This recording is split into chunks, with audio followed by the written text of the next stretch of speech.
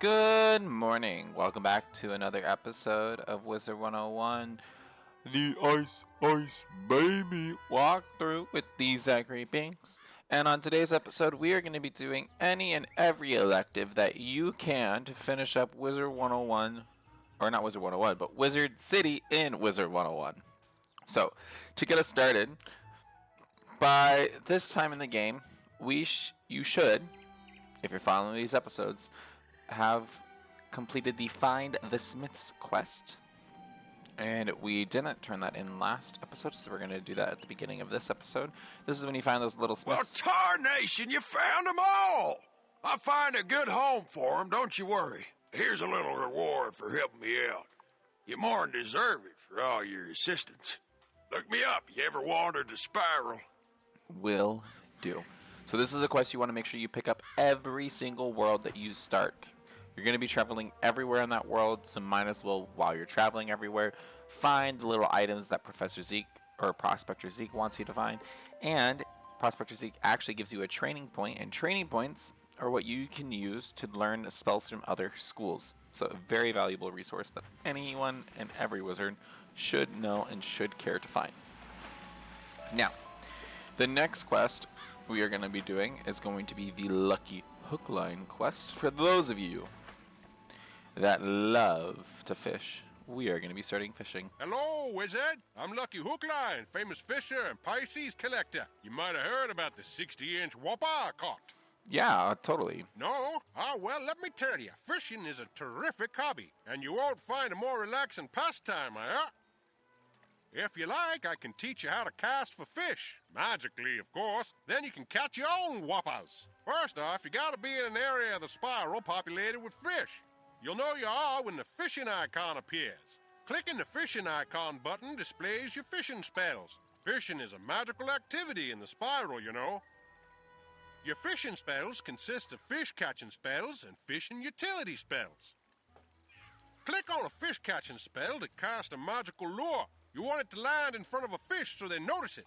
If you don't like where your lure lands, click the cancel spell button to quickly recast the spell. When the magical lure flashes, that means a fish has noticed it and is coming closer to take a nibble. As it nibbles, the lure will rise and fall a bit. The trick is to wait until the lure completely sinks below the water. Then you reel him in. Timing is crucial, so be sure to hit the spacebar quickly to invoke the fish catching spell properly. And so are your spells. Every fish has a magical school type, and fish are more attracted to lures from their same school. When you use a lure correctly, your magic will snare the fish and float it back to you, alright? You'll see the name and size of every fish you catch. Small fries are the tiniest ones, while whoppers are the biggest. Fish are stored in your fish basket. The Angler's Tome has a record of all the fish you ever caught. Click on it to open it. The Angler's Tome will tell you how many of each type you've caught, along with the smallest and largest sizes. Another important tip to know is that every fish you come across responds only to your presence, no matter what. So don't worry about competition, or that other wizards will scare away the fish. You're the only one who can do that. Now that I've explained the basics of our magical fishing, let me give you the Lesser Frost Lure. It's a good basic lure spell. Go to the water behind old Zeke over there and use the Lesser Frost Lure to catch a frost decoy and an ice cuda. Heard.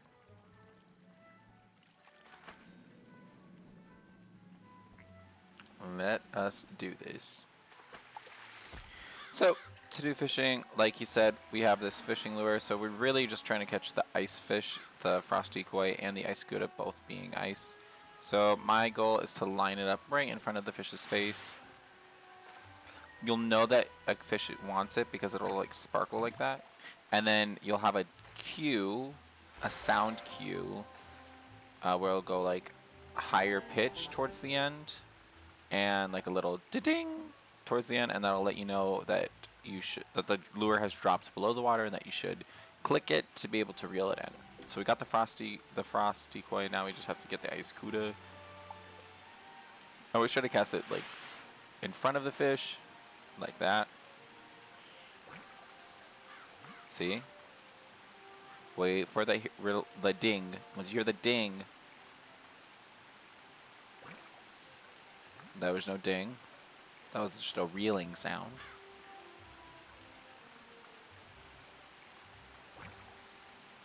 still reeling. So it hasn't gotten below the water yet, but when it sits below the water, you'll hear a ding. There you go. And there's the ice Kudo.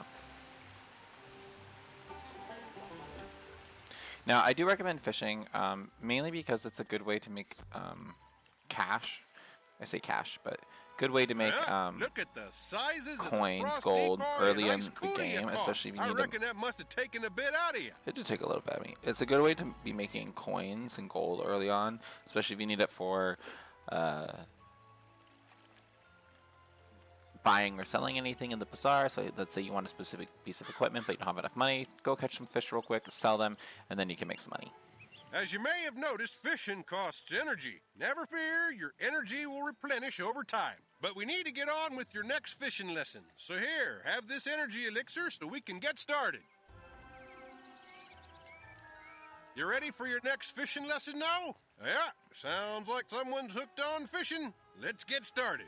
You're a bright kid, so I'm sure you noticed that the lesser frost lure I gave you is an ice school spell. And you probably also noticed that the frost decoy and the ice Kuda are both ice school fish. Ice fish like ice lures. You can catch non-ice fish with your lesser ice lure, but you'll have a better chance if you buy the other school lures. I have lures for each school I can sell you. They're not required, but they will help you with your next objective. I do recommend just buy them all. They'll be useful, and especially if you want to get into fishing into this game, which I would recommend that you do for monetary purposes and also crafting purposes. Just money is going to come very easily, especially as you get later into the game. You're going to have so much more money that you don't even know what to do with. So now trying to get like a few hundred might seem like a lot, but then as soon as we get to other worlds, it's going to be like your bank's overflowing practically every minute. Catch one shark spear, a mechanical armor head, a catfish, a garfish, a fish sandwich, a mainstream decoy, and bonefish. Yeah, because I'm nice, I'm not gonna tell you to catch 7 fish and just wish you luck. I'm gonna give you luck. Beautiful. So we do get minor lucking potion, which means that we have our minor fishing luck elixir, which means that for the next hour we have 25% increased chance of actually catching the fish. So even if you were just using the lure that he originally gave you, you still will most likely catch them all. So the importance is to look at the quest and figure out what cities or what parts of the city that the fish are located in. So we have Old Town, Cyclops Lane, Commons, and other Cyclops Lanes. So I believe the mainstream decoy, catfish are in the Commons, and then the bonefish is the only one in New York Way, and then we have Old Town and Cyclops Lane. So we'll do Commons first, the mainstream decoy and the Commons. And so what I'll recommend is just go to the wiki online, and if you search up, like, for example, catfish on the wiki and pull up its profile, it'll let you know that catfish is a fire type fish. So that means that we are going to want to train the fire type lure. Now, here's my recommendation. If you don't have that much money, like for example, we only have 1,000 coins, my recommendation is to get the reveal fish school token. So if we train that, that's going to tell us the school of all the fish in the area, like in all bodies of water near us. The good thing about that is, well, I know catfish is a fire school, so then I'm going to be looking for fire fish. Now, I realistically would want a lesser flame lure. So what I could do is see, well, can I sell the fish that I currently have? And I can for 300. It's not going to be enough to get me to 1,000, but I can like work my way there. But because of the fishing luck lure, we're just going to use this ice one, and I can show you how easy it is just to catch it with even just an ice lure. So let's reveal the fish. Now for catfish, we want fire. So I know to my left there's a fire, and I know there's 2 fire right in front of me. So what I'm going to do is I'm going to remember over here on my right there's fire, and the 2 in front of me are both fire. So we're going to cast. And I know this one swimming right over here is going to be fire. This one did not seem to catch, so I'm going to cast it again.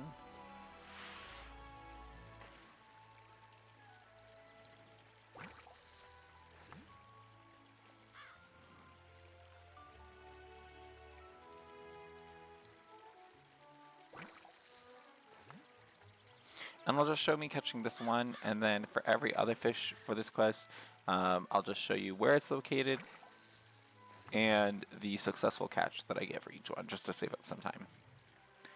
But this is like basically the gist of how you go fishing. Just throw a lure.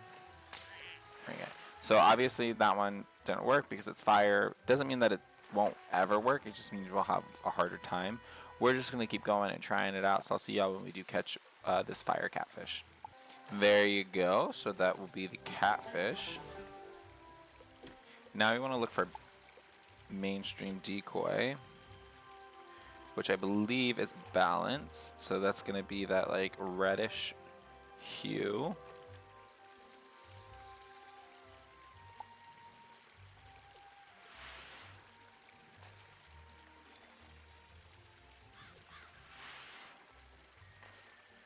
And I'll see y'all when we catch the mainstream decoy.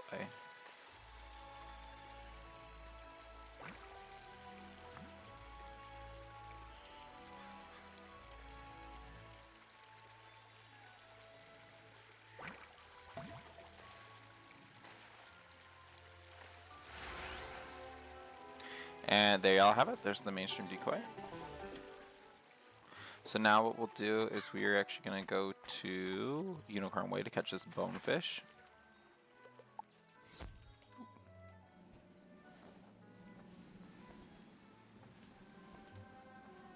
So how's y'all day going? My day's going pretty good. Gonna get a good start to the morning. Gonna be donating some plasma today, so I'm excited for that. Okay, back to fishing. So I know bonefish is going to be a death school, so I'm looking for black. So I see 2 black on my left. So I'm going to do my best to cast. And I'll see y'all when we catch a bonefish.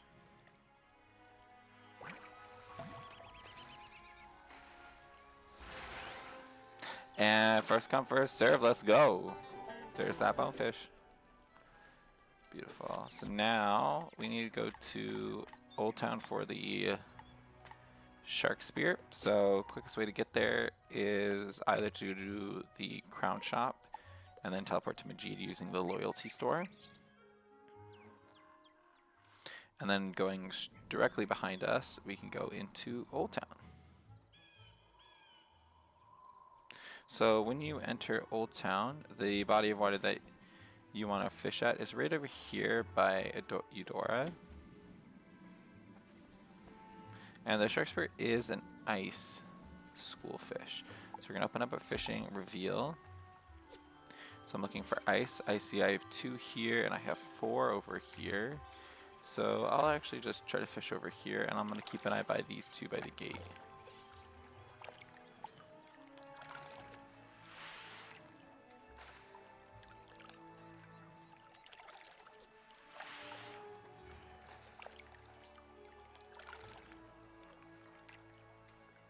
There you go. So when you see that light, that's how you know that the fish is attached or latched on. And we got it. We got a garfish. And we also need a shark spear, which is also ice. I forgot which one of these were ice because I wasn't quite paying attention. So what I'm actually going to do is I can run into all the balance fish real quick. So that means I know that these 4 here are all ice. That's another tip that you could do. And now I'm just only going to use my ice lure until I get that shark spear. So I'll see y'all when we get the ice shark spear.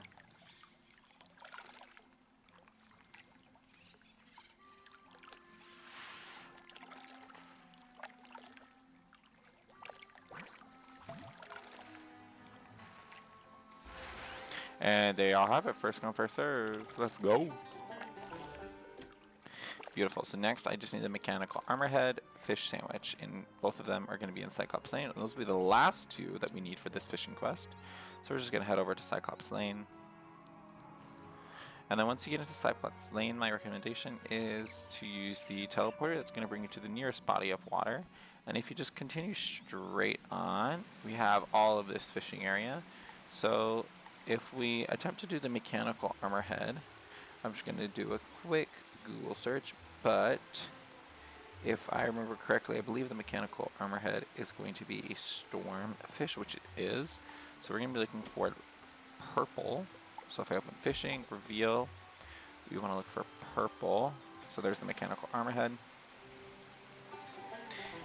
And then for the fish sandwich, which I'm just going to double check real quick. So myth is going to be this like yellow peridot colored. Fingers crossed. Another myth Gouda. Beautiful. So typically what would then happen is you just wait for your thing to refill. Now I'm not going to be doing that, and I could just spend real money in order to fill it out, which I'm not going to. So I'll just wait until I level up, because I don't want to spend real money, and then we'll like go back and catch this fish sandwich. And when I do catch it later in this episode, I'll show y'all, I'll include it, and then I'll show y'all me turning in this quest. So in the meantime, there is another quest that we could be doing. One of them is going to be in Old Town, or at least that's the closest one. So quickest way to get there, or one of the quickest ways, is to go to Crown Shop, Loyalty Store, Majid, as we always do. And we're going to do the Baldur Goldpaws quest. This is going to be your introduction to one of the optional worlds that you can do in Wizard101, but an optional world that I do recommend because they offer some fun spells. I am Baldur Goldpaws, a trader from far-off Grizzleheim, and I've just discovered this world. I have sailed across the great sea of skies, establishing new ports to trade my wares in. I would like to establish trade relations with the merchants here, if they be friendly. Can you help me? If Prospector Zeke is here, go speak to him. Then speak to your treasure card dealer and anyone who sells furniture. If you can do that for me, I will be thankful. Which we can.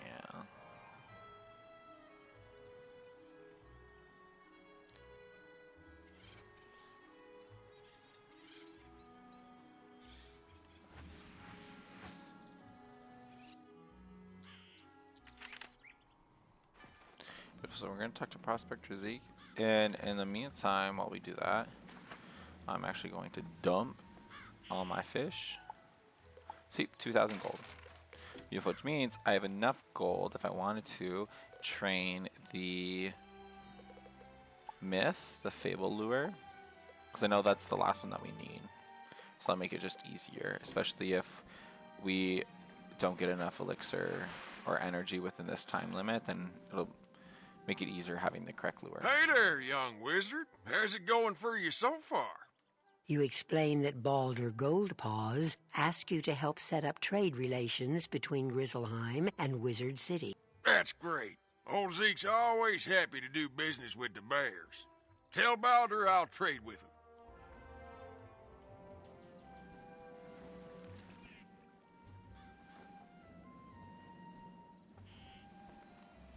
So, as I said, Grizzleheim is going to be a optional city. You have to be level 20 in order to, or it used to be that you had to be level 20 in order to do Grizzleheim. I don't know if that's still the case anymore. Pretty sure you just need to have completed Wizard City and then you have access Hello to the there, quest. young student. Welcome to the library. Can I help you find any book or card in particular? You tell Mr. Argleston about the trade agreement Baldur is trying to set up. Oh, that sounds wonderful. I would be happy to trade treasure cards with Grizzleheim. I wonder if we can set up a library exchange program.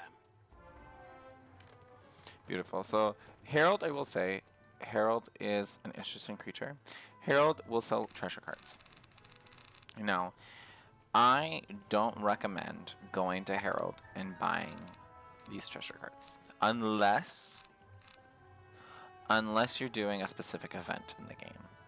Now, the game does offer some events where they use treasure cards and only treasure cards, so that you may consider buying some of these for that purpose. There is one type of treasure card that I would recommend that every wizard does buy, and that is going to be the Monstrous treasure card. What the Monstrous treasure card will do is any spell that you have, damaging spell, if you have a Monstrous treasure card, you can click the Monstrous card, click your spell, and then it'll increase its damage. And later in today's episode, I'm going to show you all, so you got to stick around, but I will show you all how to get guaranteed monstrous treasure cards in the game when you have to technically be level 50 in order to get these. I will show you how you can get them quicker.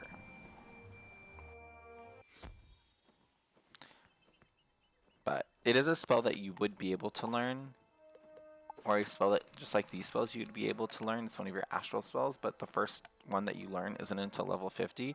I'm going to show you how as a level 13, or even as a level 1 wizard, how you would be able to access these damage boosting spells. And then especially for ice, they're going to make our spells do a lot more damage, which is how we're going to be able to progress much easier throughout the game.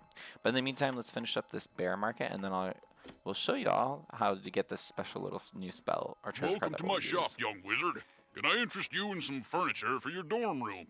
You tell Mr. Quickhammer about the flying boat with the trader from Grizzleheim.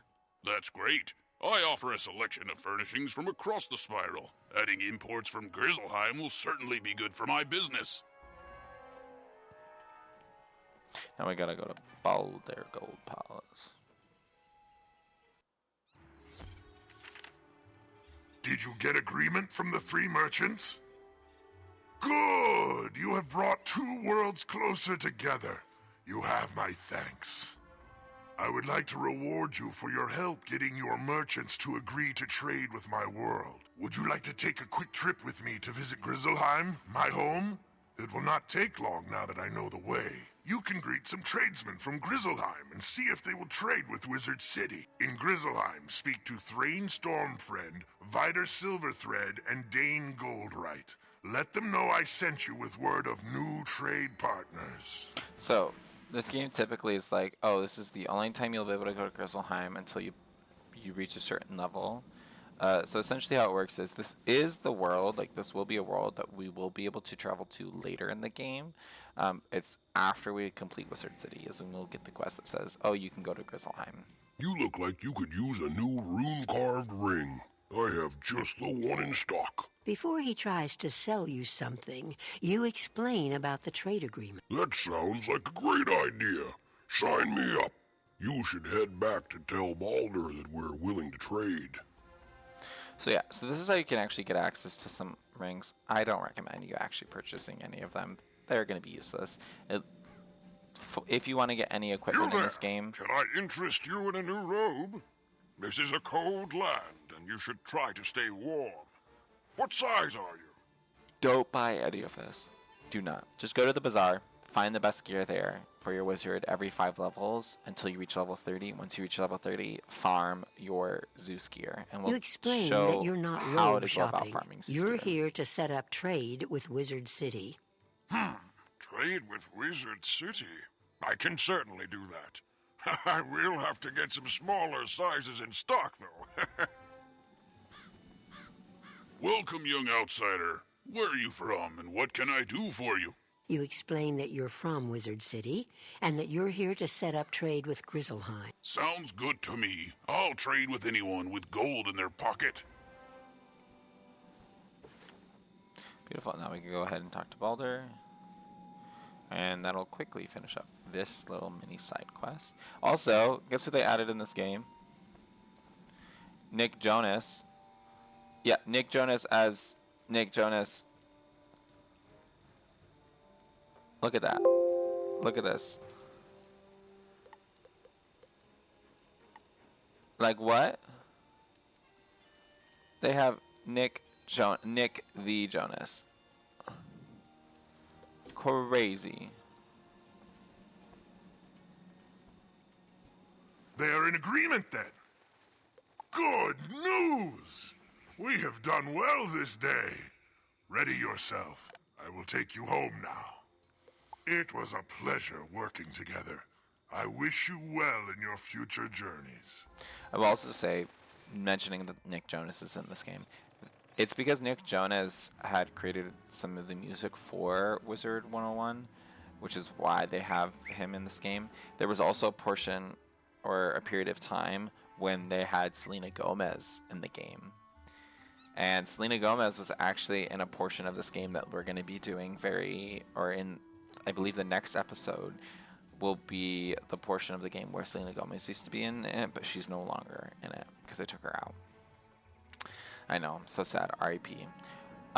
In the meantime, so we just did fishing, an introduction to fishing. We did an introduction to Grizzleheim. The next introduction that we're going to be doing to is going to be the elective of daily quests. And that's with this man right here. Aha! You've seen the signs, haven't you? Why, signs of the end of the spiral, of course. Peculiarities, instances of pure impossibility. You may not have seen them yet, but you will. The Gravulum Order has detected increasing numbers of Pecrons all across the spiral.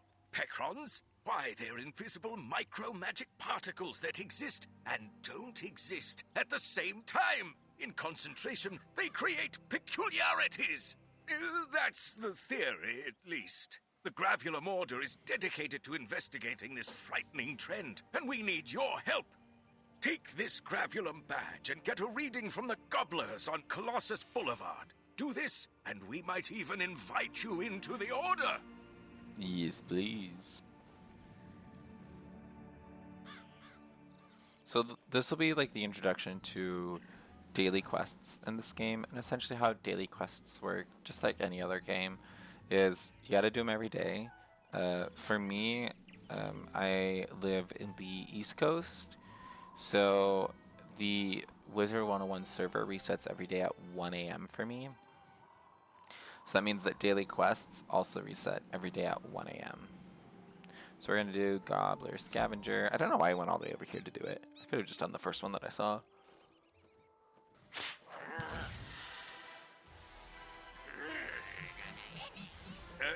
Hello? Hello? Do you hear me? Oh, good! The badge is working. Orange reading. Pecron concentrations there are average. Good! Come back to Ravenwood. I'll just use that port to get back there.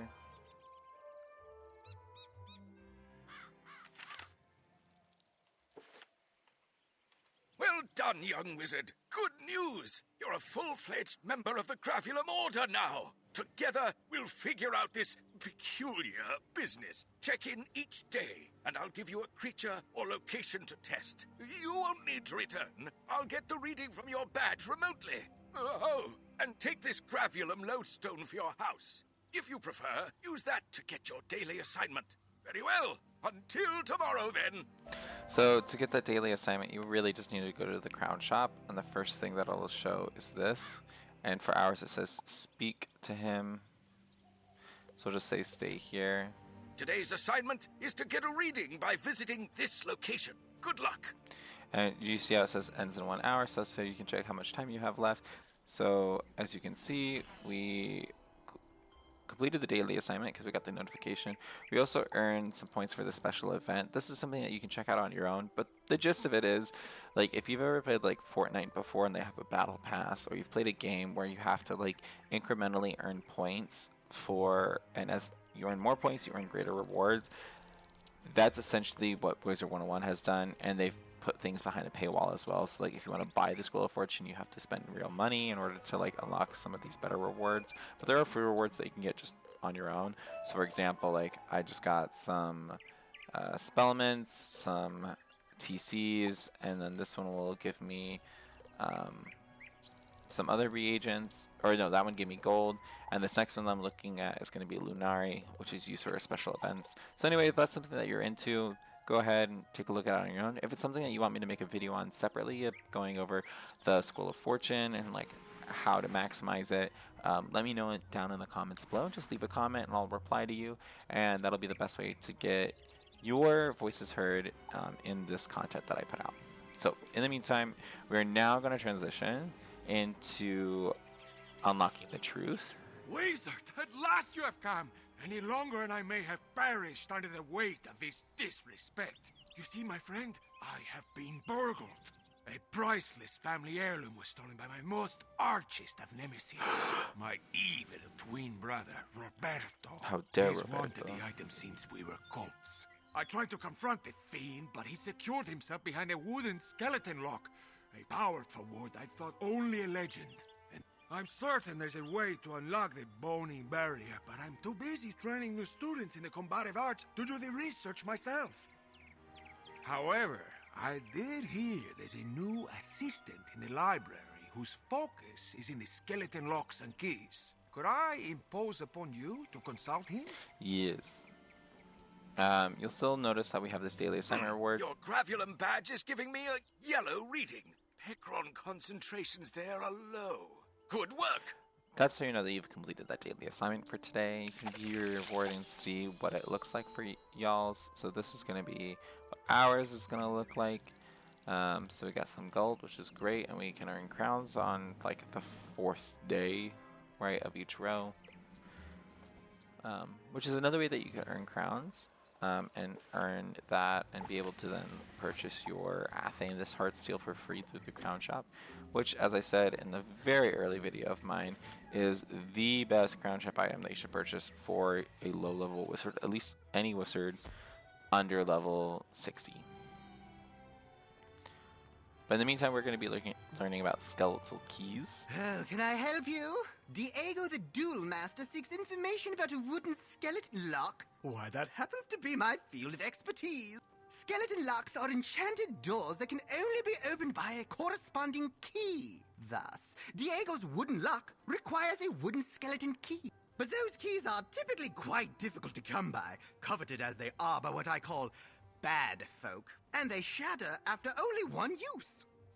Fortunately for you, I have a wooden skeleton key I can part with if you take this keyring with you on your adventures.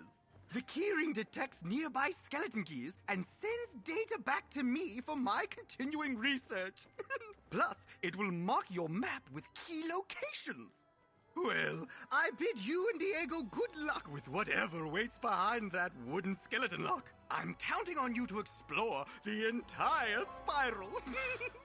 So you'll notice... You found your first skeleton key. These enchanted keys unlock powerfully warded doors, behind which you'll discover great rewards. Different types of skeleton keys will open different kinds of locks, so pay attention. And each skeleton key can only be used once.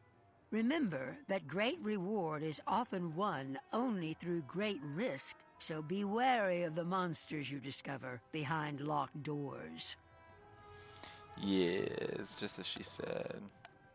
So we'll now start noticing slowly throughout our adventure that you'll see skeleton locks, or like locks that look like skulls. And if you have the corresponding skeletal key, then you can unlock those. Throughout this walkthrough, I'll be showing you which locks are important and you should go into, and which ones are just like, if you want to just for fun, you can. And then which ones it's like, do not waste your skeletal keys on at all, because they are a limited resource, at least early on, unless you want to farm for them. And for most people, it's like you just acquire them as you play, so you're back! You want what to use did them librarian's sparingly. assistant say? We need a wooden skeleton key? Of course! Curse this bad luck. What's that? The librarian's assistant gave you a wooden skeleton key? I knew you'd come through for me. That's why I hate to beg another favor of you. Will you duel Roberto and recover my precious heirloom? Let me explain. As much as I would love to battle my brother, honor forbids it. You see, Roberto and I both made an oath to our mother on her deathbed that we would never take up arms against family, so I cannot fight him. However, we also made an oath to our father on his deathbed that we never back down from a challenge, so I must fight him. You see my difficulty, huh? Roberto stole the heirloom knowing I'd be unable to personally retaliate, but there is no dishonor if I send a proxy. Especially not if that proxy is my most prized pupil who learned everything they know about dueling from me! Haha! Will you do it? Thank you, my friend. You can find Roberto in his hidden lair. I'll mark your map. Thank you. So Roberto's going to be in Old Town. So let's go to the social, go to the bazaar, and that'll be the quickest way that we can get to Old Town.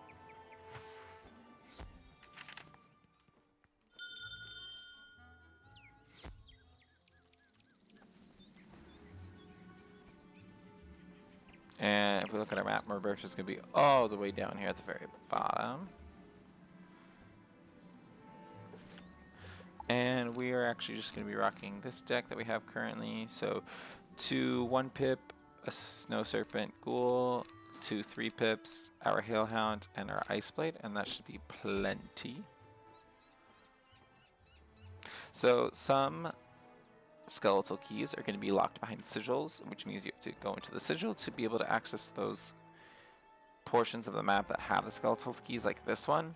Or there's going to be some areas where, as you're just progressing throughout the game, no sigil whatsoever, you'll find this and you'll just have to unlock it if you want to get access to it. But the majority of these like skeletal logs will be behind sigils, or which means that they'll be located in special dungeons.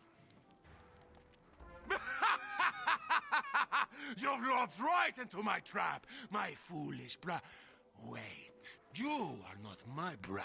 No, we are not. That coward, Diego. What gave it away? Was it the fact that we're not a horse? Battles? So Yes, I used the H word. Horse. Get over it, Roberto. Ay, qué horrible. So, 350. My thought is to use Hailhound once I get 3 pips, and that should be plenty, especially with this blade. The nice addition that I've liked that they have added is when you have elixirs, especially elixirs that like are not combat-based elixirs, they'll like put a little X through, which means it's like, hey, by the way, this is not something that's useful or being used currently. Like the timer is still going down, which sucks. I wish they would add something that would be like stopping the timer, so that you know, so that it just saves it for you, because it's like obviously it's like you can't fish right now because we're in fight. So one of my additions to the game would be to have anything that's on a timer, really, like mounts, elixirs, for that timer to be paused while you are in combat. Just a want. And I would like to hear King Sal's reason reason as to why they don't do that. And the reason is probably to do with money. More money. To get people to spend more. If they can get people to spend money on this stuff, then they make more money, and that's good for them. That's probably the reason.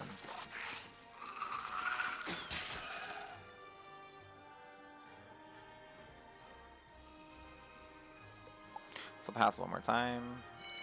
We did plenty of damage. And there you have it. Beautiful. We got an enchanted brew for 7 days. Here, give the baby his toy back. I only stole it to irk him, but it's no fun if I don't get to see the look on his stupid face. Besides, it clearly isn't lucky at all. Couldn't even help me defeat a lowly whelp like you. Just take that piece of junk and get out! Get out of here! Beautiful. So obviously, like, this is not going to be a boss that you want to be fighting whatsoever. And when there are bosses throughout our playthrough that are behind Skulltalogs, or behind Skulltalogs, I will let y'all know which ones are going to be the ones that you are going to want to focus on and to farm, especially for that good gear. But honestly, that's not really going to happen until we get to like level 100, which is a very, very, very long time away. But an episode that we will be getting to in the near future. With my great-grandsires lucky unicorn shoe. I knew that scoundrel Roberto would be no match for my favorite pupil. It's a good thing the librarian's assistant that no one had ever heard of before literally had the key to solving this problem, no? And literally no one has ever heard of him before. Indeed. Just see, my friend, this unicorn shoe brings luck to everyone. Well, for everyone but Roberto, that is. Hey, thank you again. Beautiful. And like I said earlier, you can actually learn some spells from him. So for example, like we can learn all these ice spells. The next one that we will get or won't be until level mind you, these are all PvP spells, so we're not going to be able to use them during the playthrough fighting just normal enemies. They can only be used against other wizards if you play PvP. So in the meantime, we do need to go, and we have 2 more electives to look at. My favorite one will be gardening, and the other one will be monstrology. Monstrology is an optional elective that you may or may not want to partake in. It depends on if you want to be a completionist. And gardening is one that, like I said, everyone must. But before that, I did say that after we do that quest, I wanted to show y'all, for those that have stayed until now, how to get monstrous treasure cards in Wizard101. Now, what you need to do is, in the commons, you want to head to Mirella Windspar. She's going to be in this house. This is like the raiding the house or the castle tours location in the commons. Once you could talk to Mirella, you want to visit a castle. I would select top rated, and the castle that you want to look for is the Arcanon apartment. So click on it doesn't matter which one, as long as the castle type is the Arcanon apartment. Then you'll notice you'll have this door, this spiral looking door here. What you'll want to do is leave the apartment. Now, for those of you that haven't, maybe this is the first wizard you've created, you'll get this text box saying, hey, wait, we have to load up this area. You haven't been here before, which is fine. Just wait until it says retry, and then press retry. And then you should get this loading screen. And then you'll be like, wait, what is this place? Just like how when you press your go home button and that teleports you to your dorm in Ravenwood, the Arcanum apartment is like your upgraded dorm in a new school area. Now, this is a spoiler. This will be a place later on. Technically, we shouldn't even know about this now. Like, this doesn't even exist to us and won't exist for a very long time. But the reason why it's so important is you can go to Library Fitzhum, and if you talk to him and you go to Astral Spells, he sells Monstrous. Now, you can buy Monstrous TC cards for 250 gold, fairly cheap. They'll always be 250 gold, and he has an infinite supply. So we are actually going to buy him out of all of his Monstrous. And now if I look into my deck, treasure cards, I can add these Monstrous TC cards to my deck. Now, the way that it works is they're not actually going to show up in any of my hands unless I draw them specifically. So the nice thing is that now I have a way of increasing the amount of damage that I do. And I can increase about 175 damage. So that means that, like, I can cast a 1-pip Frost Beetle that, for a minimum, the minimum damage it will do is 65. If I add 175 to that, that's 240 damage for 1 pip. That's the same as a 3-pip Evil Snowman that's not enchanted whatsoever. My Snow Serpent, on the other hand, would minimum do 330 damage, and the Evil Snowman minimum would do 415 damage. Now, these Monstrous TCs only work on your actual spells, so the spells that are located in this top half of your deck. Any spells that are an item card cannot be enchanted. So just know that before going into it.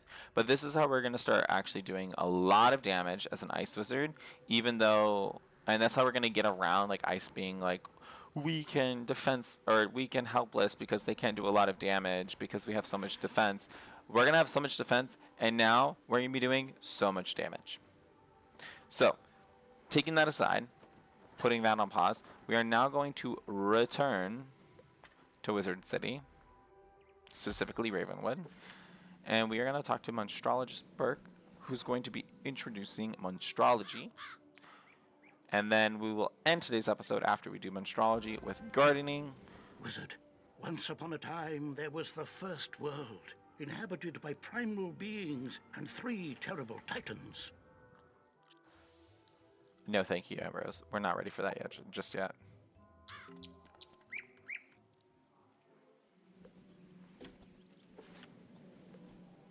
No, thank you. Monstrologist Burke. Can I help you? Oh, yes, of course. You're the one I was told about. I'm Principal Monstrologist, Gilder Burke. Thanks for coming. Headmaster Ambrose is allowing me to recruit talented and studious young wizards for an exciting new elective program, Monstrology. It's an ancient practice from my home world, Albion, and I've come to share Monstrology throughout the spiral. So let's get started. The motto of Monstrology is, know thine enemy. You'll learn to profile your enemy, extract their strengths, and use them to your benefit. We use special monstrological extract spells to enchant damage spells, which can then capture an enemy's very essence, or animus. An enchanted spell that deals damage will result in extraction of one animus. Plus, an additional animus is extracted with a defeating hit. Now pay attention here, cause this is very important. To formally collect the animus you've extracted, you must win the duel. Once you've successfully collected an enemy's animus, their profile is added to your Monstrology tome, so you can reference them at any time. There's much more to Monstrology than that, of course, but I find 'tis easier to do than to listen. It's high time for some field work. Take this extract undead animus spell and use it to capture the animus of any undead enemy you'd like to profile. Well, almost any. Since you're new to Monstrology, you'll want to tussle with a low-level enemy to maximize your chances of animus extract. Start with the Lost Souls on Unicorn Way. Extract one Lost Soul animus, then return here, and we'll wrap up your introduction to Monstrology. So, for the Lost Soul Essence, we're going to want to make sure that we have this Extract the Undead spell in our deck. This type of spell, similar to the Monstrous spell, is an enchanting spell. So what that means is that we can actually attach that to another card, or essentially like fuse them together and make them become one card. So we'll have a damaging card that will be able to extract the animus. So it's like two cards in one. So I'm going to be showing y'all how exactly you can go about doing that. And then this is going to be something that's going to become essentially secondhand nature, because we'll be learning more and more spells that will be giving us the ability to be changing the default spells that we start with in the game. So to extract the Lost Soul Essence, we're going to click on Extract the Undead. Now you'll see that the only things that highlight are damaging spells that are not item cards in our deck. We only have one pip, so I'm going to click on Frost Beetle. Right? If I click this and then click Snow Serpent, it does enchant it, but I can't use that because I don't have two pips. But I do have enough to cast Frost Beetle that's been enchanted with the Animus extraction. And like Monstrologist Burke said, I will get one Animus for defeating and one Animus for using the spell. So now we'll get two Lost Soul Animus. And then if you actually press T on your keyboard, that'll bring up your tome. You'll notice I have 2 out of 6 currently. So if I get 6, I can actually create a summon treasure card, which means I can summon this Lost Soul as a minion that can help me end the battle. You could also save up your Animus. If you have 15, you can create a house guest that you can place in your house. This is if you care a lot about decorating a nice house and you want to use specific creatures that you find throughout your playthrough, then you can save up to do this. Or lastly, which is the most expensive one, will be the Expelled treasure card, which means that you can craft this. So let's say like you crafted a Lost Soul Expelled treasure card, and then you're fighting them and you're like, oh shoot, I don't actually have any damaging spells, which I don't know why you wouldn't, but let's just say you didn't have any damaging spells. Then you could use the Expelled treasure card to immediately defeat them. So those are just different types of ways that you can use Animus throughout the game, and I know that once we go back to Ravenwood, Monstrologist Burke will also explain them in a little bit more detail, so let's take a look and hear it from the best. Were you able to extract an animus from an undead enemy? Aye? Cracking! Now it's time I show you the myriad ways the Monstrology tome, notwithstanding, my personal favourite application of an animus is to create a summon monster treasure card. It's like an echo of the enemy you extracted it from, which can be summoned in combat. Not unlike the way one summons a minion. You can also create an Expel Monster treasure card that's basically an instant defeat, one-shot silver bullet against a particular monster. I only recommend that if there's going to be like an enemy that you're going to be fighting over and over and over again, and you want to use the Animus just to collect the Animus, and then you're like, well, if I'm going to be defeating them to be farming them, then I can make my life easier towards like the end of the farming by just creating like an instant defeat card. But I haven't really found a good use of specifically farming Animus currently in the game unless I'm a Myth Wizard. If you've the proper lodgings, Animus can also be used to create house guests, as well as monster echoes that your friends can jewel. And don't worry if your house isn't equipped with a Joe sigil. That's what the Monster Dome is for. Now, if you've any questions, or simply feel the need for a refresher, consult the Monstromnibus here at any time. And remember, as your Monstrology level increases, so does the amount of monstrological spells you're privy to. So, keep an eye out for me in your journeys throughout the spiral. Until then, welcome to Monstrology. Go on then, get cracking. There you go. So, as you can tell, we won't be able to actually learn any other like extracting spells because we don't have that much gold yet, but later on in the game we will, and that's the different ways that we can actually extract Animus of different types of creatures in the game. So, the last type of quest that we're going to be doing, and this is the one that every single wizard, no matter what level you are, minimum level 12, should be doing, and that is gardening. As the professor of life magic, it falls to me to tell you about a wonderful new activity available to students. I speak of gardening. Students at Ravenwood can plant and grow amazing plants in their dormitory rooms or castles. Wizards of all schools can garden. So my hope is that every student will learn the joy of shepherding new life. There is so much to learn about gardening, and I know just the person to teach you. Seek out Farley in Gollum Court. Beautiful. He will explain the basics of gardening to you. He will, and just to give y'all a heads up, my recommendation is once you leave Melinda Wu, actually just mark the location in front of Blossom, and then we can head on over to Farley, who is in Gollum Court.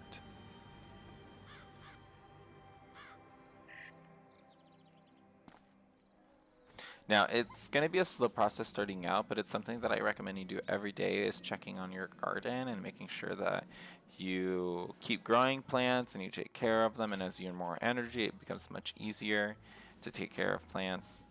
Greetings, and to make my sure little you wizard buy friend. all You the look like you're in gardening need of some spells. learning, and I'm happy to oblige. And if it's not too much trouble, I'll ask you for a small favor once I've finished yapping. So, where to start? Well, let me tell you about how gardening works. It all begins with the tiniest of things, a seed. That's it, a seed. Do you have a seed with you? Surely you must. What's that? You don't? Oh dear. And we're off to a poor start. Tell you what, will you run over to speak to Blossom, the life tree in the midst of Ravenwood? Ask her for a seed. Any type will do. She should set you up with something to get you started. Be off then, will ya? Okay, we're actually going to mark this in front of Farley, because what we could do is just use our go home button, and that's going to get us to Ravenwood much quicker.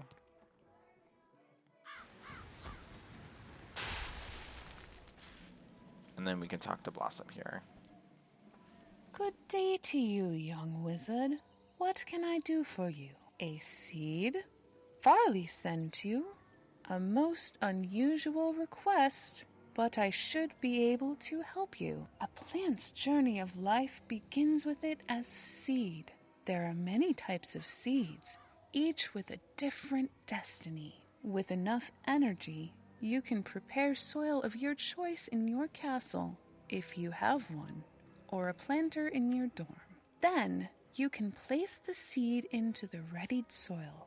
After a time, it will begin to grow. You can shepherd its growth through spells and other means of caring for it, creating an environment for it to thrive. I will give you a seed. Take it back to Farley. He will tell you more. Beautiful.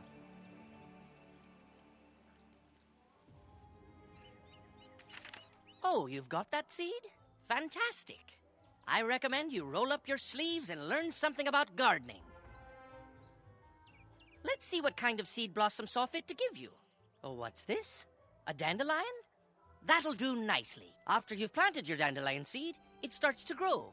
From seed to seedling, young plant, mature plant, to elder. You can use a number of helpful spells to usher it along as it grows, keeping it healthy and happy. Take a look at the row of 4 dandelions to the side of me. And when you're done, come back and I'll bend your ear some more, if you've got the patience for it. This is a seedling, the youngest phase of life for a plant. You will need energy to plant a seed in a planter or the ground. After a seed is planted, you can use plant growth spells on it to help it flourish. Plants require some things to thrive and survive: water, sunshine, pollination, magic, and even music. Plants that are cared for with spells to satisfy their needs will advance through the stages of life. Next, you should examine the young plant. So the important thing about that is that you don't need to just use these spells on them willy-nilly. The plant will actually tell you when it needs sunlight, when it needs pollination, when it needs watering. So you just have to look for the icons that appear above your plants, and then that'll let you know which spells to cast on them.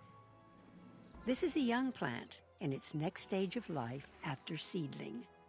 You can observe your plant's growth visually and by using some simple spell. The plow spell allows you to remove a plant or dirt pile if you wish to do so. The revive spell allows you to transform a wilting plant into a young plant, ready to grow once more. Now you should examine the mature plant. This is a mature plant in the fullness of its growth. When a plant becomes mature, it can be harvested. You can harvest a plant by interacting with it. It'll typically have a green circle around it, which lets you know that it's harvestable. Each type of plant yields a different harvest: reagents, pet snacks, gold, treasure cards, or more seeds. You can harvest from a plant as long as it's in its mature stage of life. It's now time to take a look at the elder plant. This is an elder plant, the final stage of a plant's life cycle. Many plants won't reach this stage. An elder plant can be harvested one final time with much greater possible reward. Once an elder plant is harvested, it disappears and cannot be revived. You should return to speak to Farley. So the goal is, once you get your plant up to elder, basically, is to keep it at elder. This is for very specific plants called couch potatoes, which we'll get into in a different episode, or I can link different guides about couch potato farms and evil magma pea farms. But the essential thing is, like, once you get a plant to elder, you typically, like, especially if you're a more mature wizard, you are just going to wait until there's a special event going on in the game where you can get double rewards from harvesting plants. And then once that event is active, then you'll just harvest all of your elder plants that you have. And then it just makes it that much easier to gain a surplus of rewards. So now let's talk back to Farley. There you have it. Think you know it all now? Don't get carried away. I've still much to teach. I'm sad to say that gardening isn't all nurturing and happiness. Plants can be endangered by some very real threats. Take a look at the 2 unhealthy-looking specimens to the other side of me. Come back when you've seen for yourself what can happen. This plant is wilting. It will die before too long if it's not taken care of. Plants can die if their needs are not met, or if they are killed by pests. Plants have likes and dislikes, things that encourage or discourage their growth. A plant's likes are things it enjoys being near. These can include other types of plants or gardening items. A plant will flourish if it is near things that it likes, while things it dislikes will cause it to become unhealthy. An important part of gardening is learning how to arrange your plants and create a healthy garden for them. You should examine the dead plant now.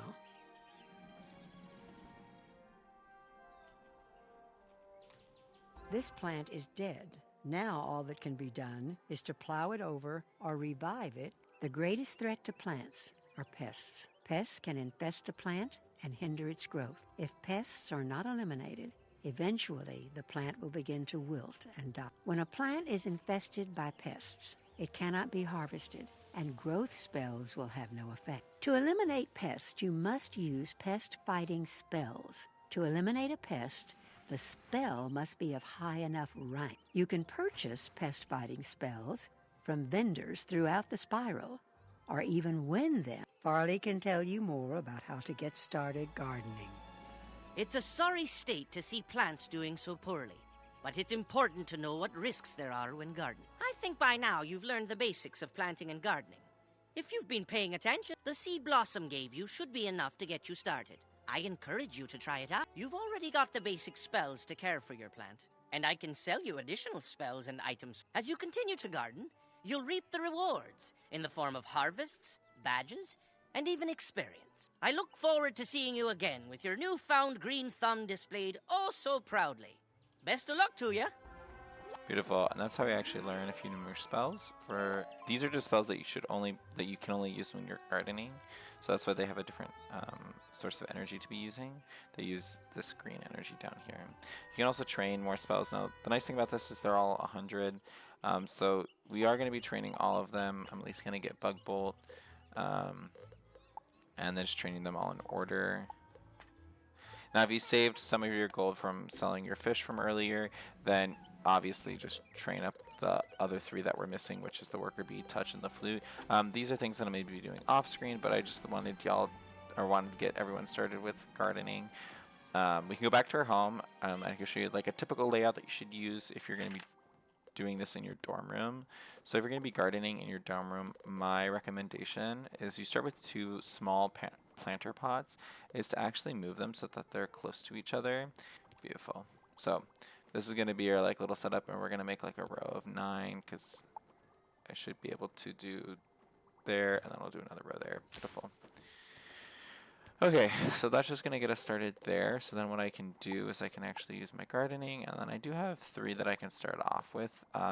They'll show you the rewards, which are denoted by the more gold coins that they have, the better the rewards they are, and then the number of shovels that they have, the more difficult it is to actually take care of them. So we are going to be doing dandelion and asparagus, just because the rewards are all the same, but they're less of a challenge. So I'll plant a dandelion by selecting the dandelion, selecting the pot. You can tell what type of pot you need because it'll say requires in the bottom, and it'll say small pot, and these are both small pots. If you need to buy larger pots, you may, but later in the game we'll actually learn spells that will allow us to actually garden in the ground, and so then we won't require having to purchase pots anymore. But at least just to get us started, this is what we're going to be doing to set ourselves up for success. And yep, that is going to be finishing off today's episode. If by now, hopefully, maybe I'll have done this fishful thinking quest, and it's going to be out of the way. And fingers crossed that it is. But if not, this is something I'm going to finish off screen. And you already know how to fish, so like I said, of all the electives that we learned today, gardening is going to be the top priority one. Below gardening, I would recommend fishing, and then below fishing, I would recommend animus collecting. I would only increase the ranking of animus collecting if you are a myth wizard. Myth wizards have an advantage when they can summon, because they can summon extra minions to help them fight when it comes to monstrology. But if you're not a myth wizard, then I really don't recommend using it at all. But every wizard, bare minimum, does need to be able to garden.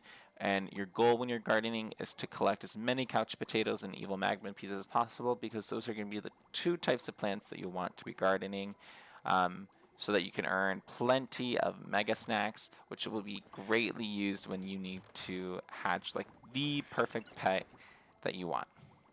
Anyway, please like the video if you're all still here. If not, just like it. It helps the algorithm, and it also helps me by supporting me and my channel. And if you can do me a quick favor right now, go down, comment saying that you liked the video or that you subscribed. Maybe this is your first time. Just leave a comment down below. And for everyone that leaves a comment, I'll reply to your comment either the same day or within a day. And just so we can start a conversation, I think that'll be really fun as like a good community as we're starting to build up. So leave a like, leave a comment down below, subscribe if you haven't already, and as always, have a good morning.